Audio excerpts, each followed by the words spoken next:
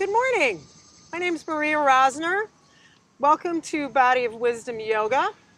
Today I'm going to be leading you through a approximately 30-minute slow flow vinyasa. I always think of vinyasa as a moving meditation.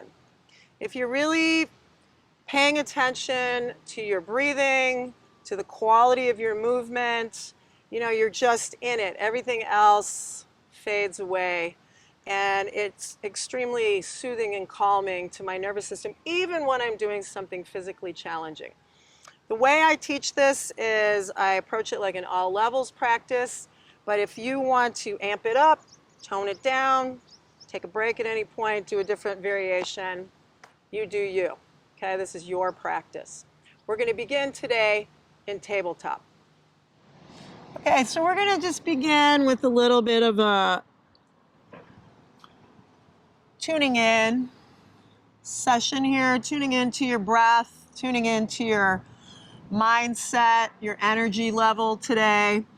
I'm recovering from a broken ankle, which is doing really great, but that didn't feel so great, so I'm going to keep my toes turned under here because extension's not a happy place right now. So if you can, and this is, something too, if your knees aren't cooperating, they don't want to go all the way back, you can elevate your hips a little bit and try to bring your forehead to the ground. But we're going to make those arms super active. So stretch the fingers nice and wide, engage your arms here, and then plug them in. And just take a couple of deep breaths in through your nostrils.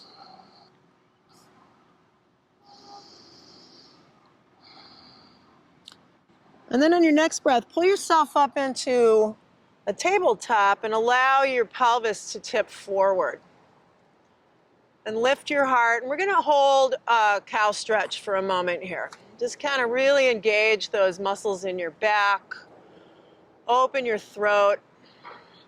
Then on your next exhale, round your back and press the floor away from you and really draw the belly in.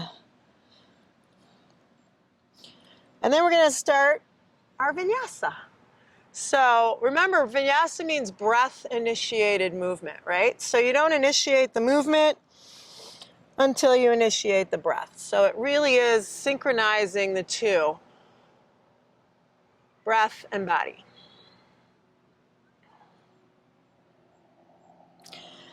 And then on your next exhale, we're going to just take it right into our first downward dog. And on this first one, if you need to bend the knees a little, or you want to pedal your feet a few times to loosen up that lower leg.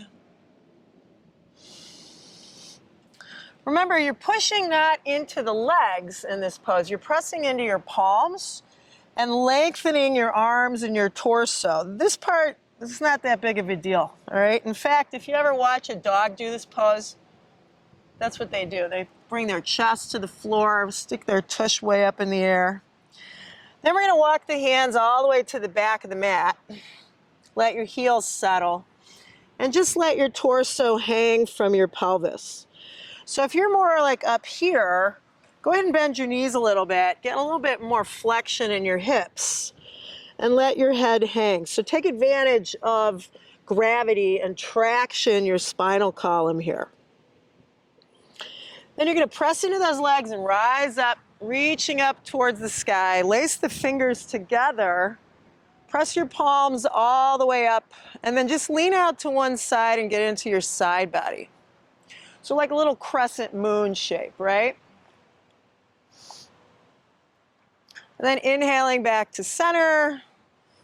We'll elongate in the opposite direction. So make sure you're also pressing the hip out to the side as well as reaching the arms.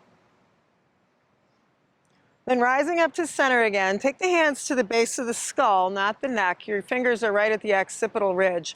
Draw the belly in, lengthen that low back, and just open up that front body, but try not to jam your neck, all right? Try to make it a nice, even curve in your spine from the occipital ridge all the way down to the tailbone.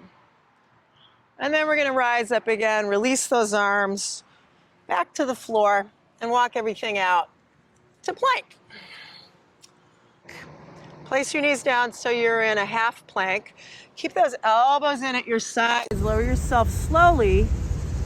And then just pause in cobra. Elbows bent, squeezing in at your sides.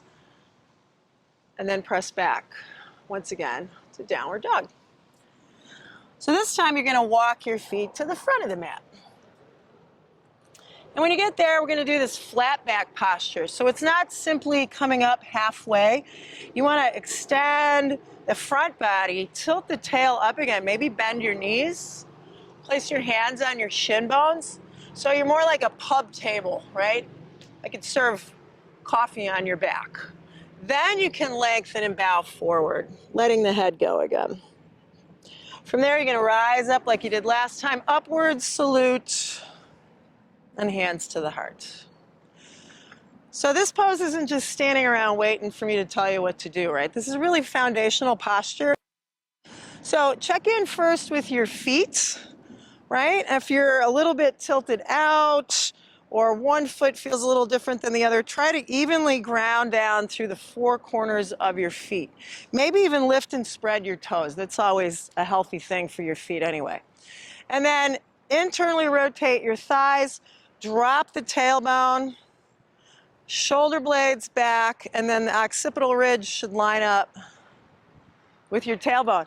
And just as I said that, the wind picked up.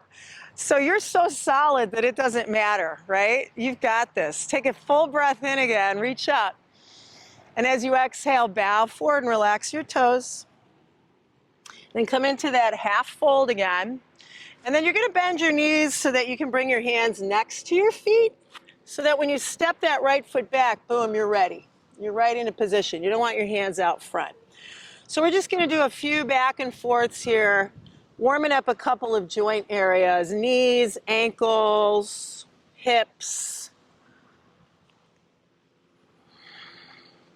And then pause in the lunge. Now you can either have your hand on the ground, your fingertips like I like to do, or even your fist.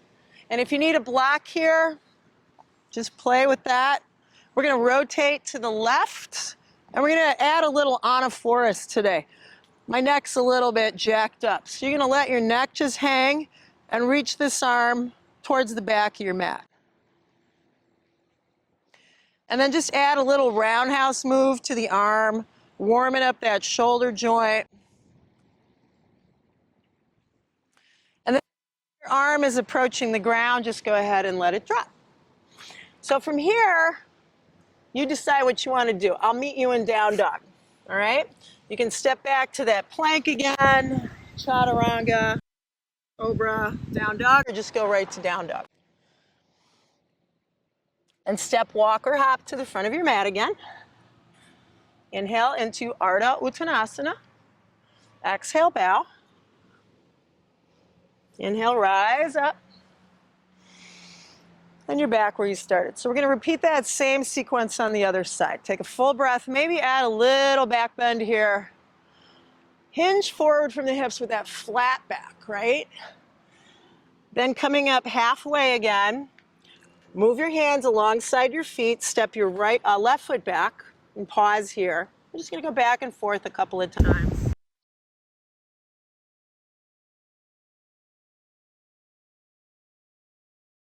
So depending on what time of day you're doing this practice, it's morning here in Humboldt Park. You know, in the morning your joints are a little more stiff. In the evening, after you've been moving around a little bit, you're a little looser. So take as much time as you need between poses. Ground that left hand once again, raise the right one. Let your head kind of sag down here. Open up this side of your neck, and then reach back.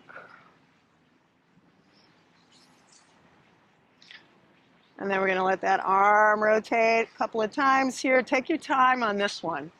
There's always like one area that gets a little stuck. That's it right there for me. And then place your palm on the floor again. Gaze is out front as you step back, right? And you can either go from here to dog pose again or do the whole shebang. That's the last time I'm going to mention that because I think you guys are all capable. And once again, come to the front of your mat. Okay, this time bring your big toes together. Put a little bit of space between your heels and sit back into Utkatasana chair pose. We're going to draw the belly in strong.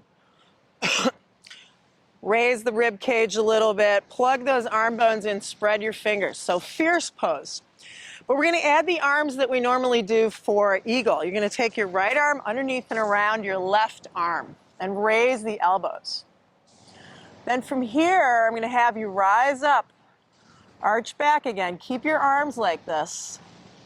And then as you bring it back down, step your right foot back into warrior one.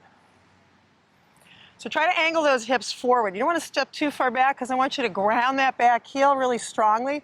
That's your supporting leg back there. Then release your arms again, straighten that front leg, and drop into revolved triangle. This is probably where you want to use that block. But it's also why I always come onto my fingertips. That raises my palm a good 4 inches. If you can't completely straighten that leg, no big deal. You don't have a block, whatever. Just do your best and then revolve again like you did in the lunge earlier.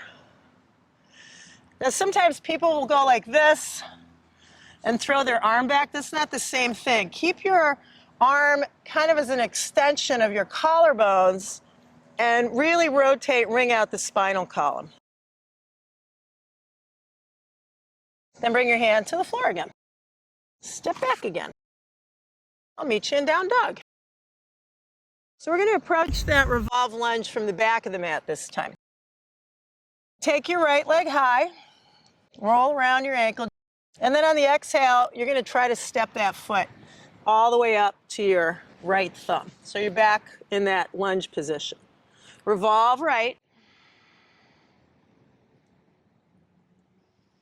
And then you're going to place your left or right forearm on your right thigh. Spin the back foot to the floor. Do that roundhouse move again. Extended side angle pose.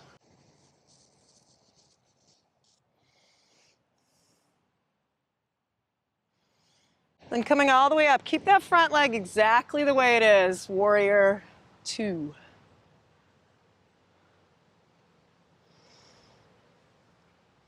And then reverse it. Open that side body again. Make sure your palm is facing the back of the mat. So there's this lovely rotation in the shoulder. You're kind of wrapping that shoulder blade around from the back to the front. And then we're going to cartwheel the hands to the floor again, out front, nice and easy. Step forward, sit back into that chair posture once again. So try to put the weight more in the heels in this pose rather than pressing the knees forward. You're going to feel a little unsteady, but it's better for the knees. Left under right. Raise your elbows nice and high. And squeeze them together, right? So as you raise your elbows, drop your hips a little. And then we're going to rise up again. Reach the fingers behind you. And then as you come back to standing vertically, step your left foot back. Virabhadrasana 1. Ooh, that breeze is nice. Good, then release those arms and extend that front leg as much as you can. And then we're going to hip hinge again, right? So we're not going to slump into this pose. Keep the extension in your spine. When you can't go any further, release the hand to the floor or your block. And maybe this time take that right thumb up into your hip crease and press that hip back a little bit. Because this side tends to hike up. So you're going to press it back and then revolve. Yummy stretch on the old IT band here.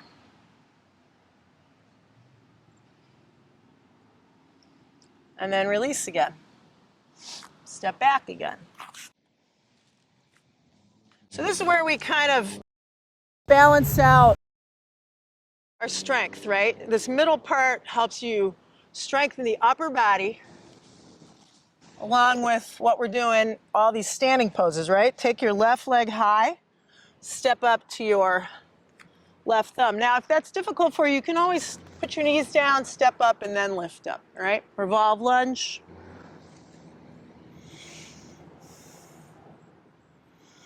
And then bring your forearm once again to your thigh. The back heel spins to the ground. We roundhouse that arm up and around. Extended side angle pose. So this is the obvious part, the reach. Maybe the less obvious thing is you driving that heel into the ground back there. And it's called extended side angle because you want to extend that whole side body, right? Keep your knee bent, warrior 2. Then flip this palm and reach back and extend the other side of the body. Reverse warrior.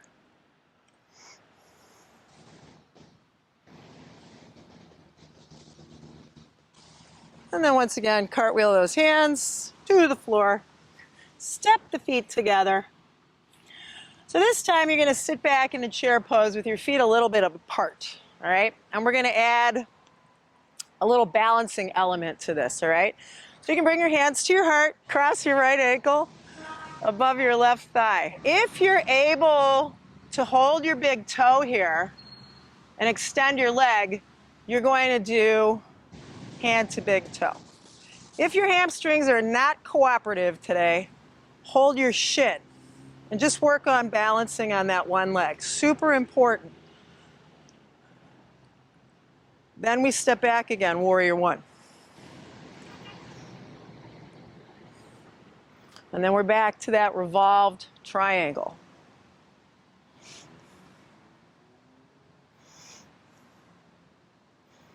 All right, now you're going to take your left hand out front so it ends up underneath your shoulder. You're going to stack those hips. Maybe keep your gaze on the ground to literally ground you if you feel a little wobbly. Half moon pose. And that's what we're going to use to connect the 2 sequences. So shift back again into that reverse warrior. Lean into the front leg, extended side angle. And then instead of beginning with that revolve lunge, we're going to wrap up with it.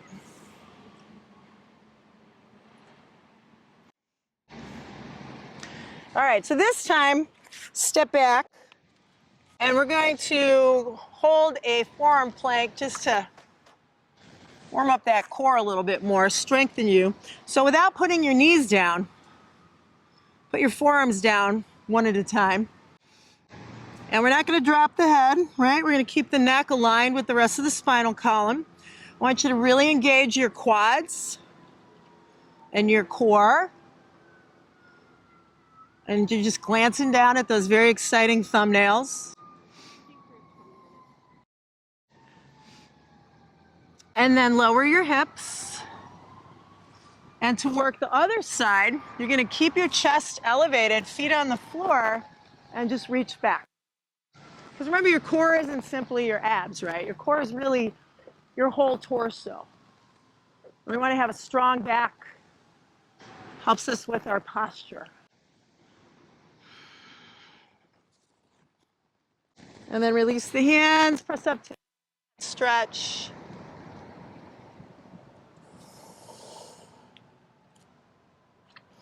Turn your toes under, lift your hips, downward dog.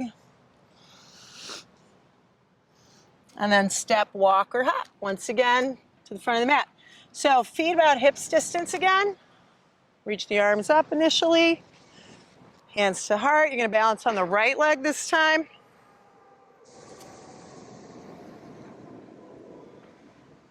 The first 2 fingers of your left hand go between big toe, second toe. So rise up and attempt this. But again, if this isn't in your wheelhouse today, hold your shin. Stand tall. And then step back with control, warrior 1. Revolve triangle, just putting it together.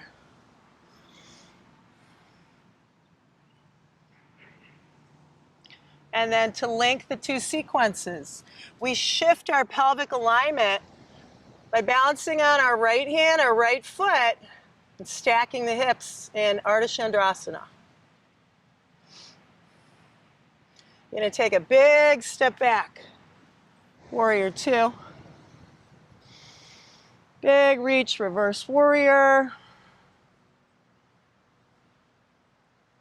Extended side angle pose.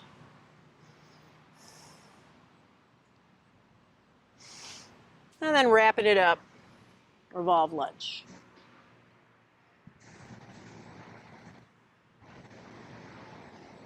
Good, bringing your hands down again, stepping back again. A little strength move here. You can do side plank either on your knee, or you can do traditional Vasisthasana. Any variations you want to do here. You can raise your leg, you can put your foot on your inner thigh like tree, or just the vanilla version. And then switch sides.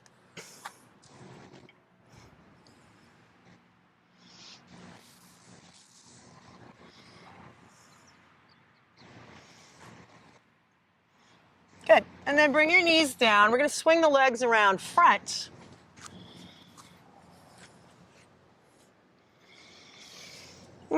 Get those sits bones grounded, right? You got two of them. If you feel like you're sitting on one bone, you're probably tipped back onto your tail. So tilt your pelvis forward, elongate your spinal column, raise your arms, and bow forward. Maybe crack your toes.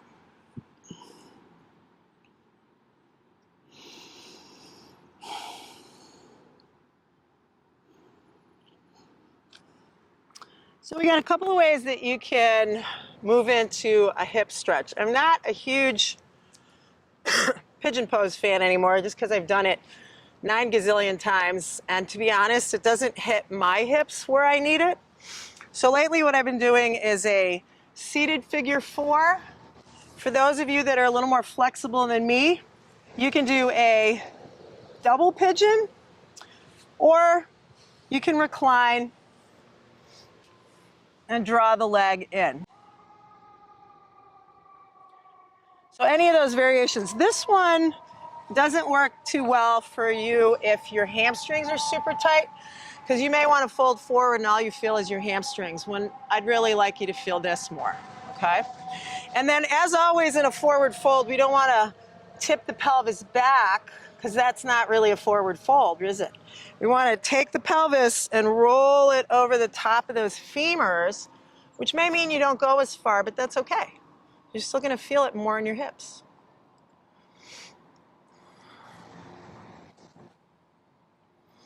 And then rising up.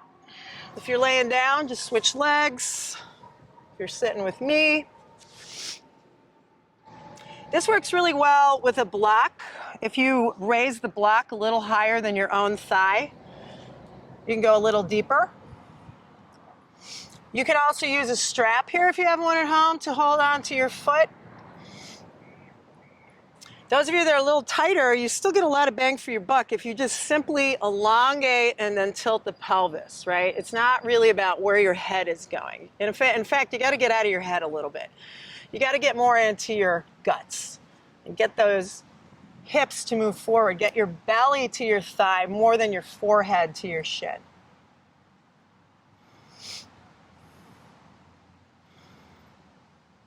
Okay, now if you're laying down, I'm going to have you come back up. We're going to bring the soles of our feet together.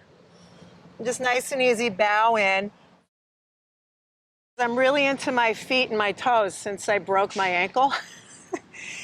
You can take a finger in between each toe for a little toe spreader. You can also buy these on Amazon, but you have fingers, they work just as well.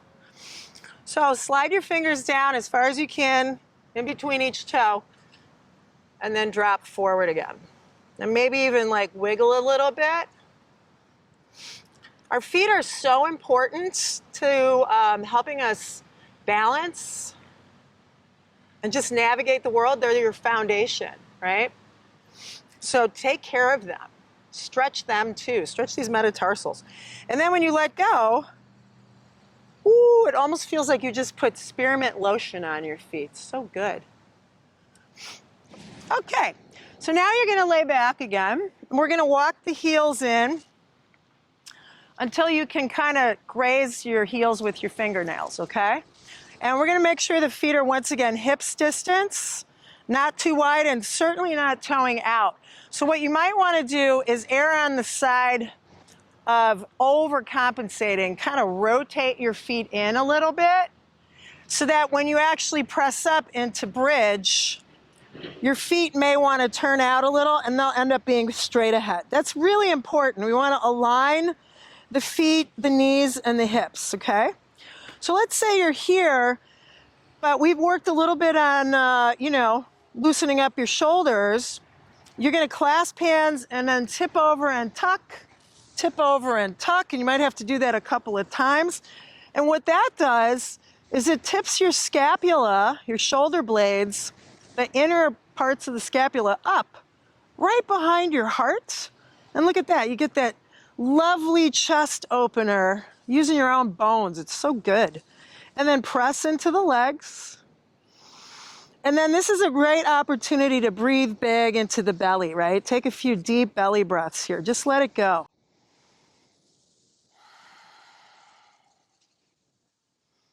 And when you're sort of inverted like this, it's like weightlifting for your diaphragm because your abdominal organs are kind of sloshing up underneath that diaphragm, so you got to push against that.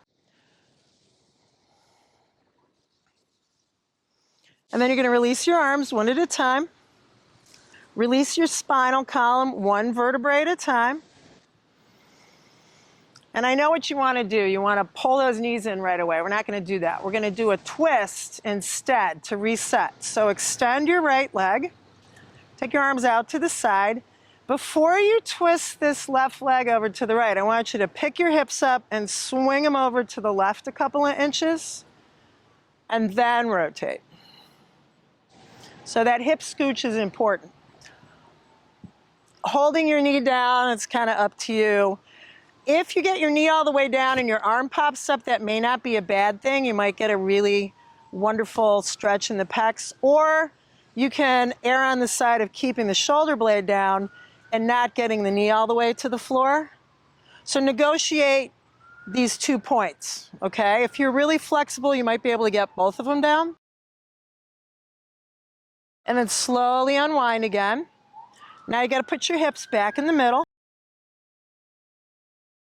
Switch leg. Swing them out to the right. And then rotate.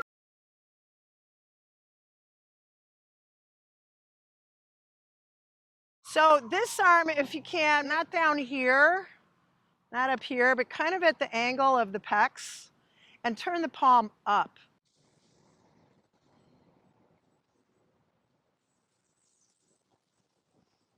Beautiful. All right, coming back to center. Now you can do your little forward fold, release of the low back. So either holding the shins, I prefer holding my thighs. I get a little bit deeper into the low back release this way.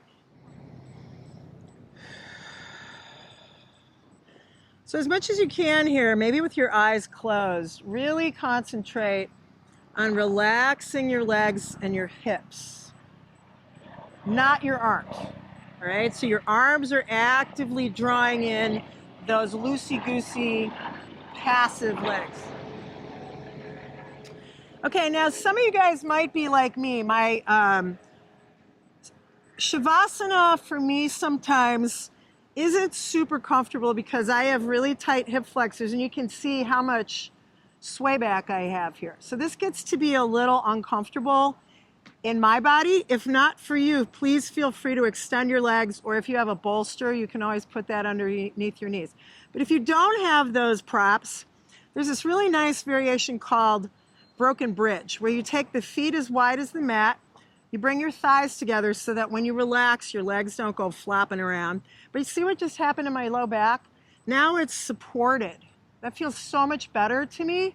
And you want to feel really comfortable, because for the next 5, 10, 15 minutes that you allow yourself to do corpse pose, you don't want to move. You don't want to have to constantly readjust and fidget. You want to commit to stillness and allow your body to just sort of melt into the floor. Feel the support of the floor beneath you, right? The backs of the hands should feel evenly supported on the ground, same number of knuckles. I keep having to readjust my shoulder blades. That's the main thing that feels awkward to me. Anything that doesn't feel balanced, your nervous system is going to detect as a disturbance, and you won't be able to fully let go. So take a moment, adjust the tilt of your head, fine-tune those shoulder blades. Take a few deep breaths in through the nostrils, maybe out through the mouth though, just to really emphasize that release.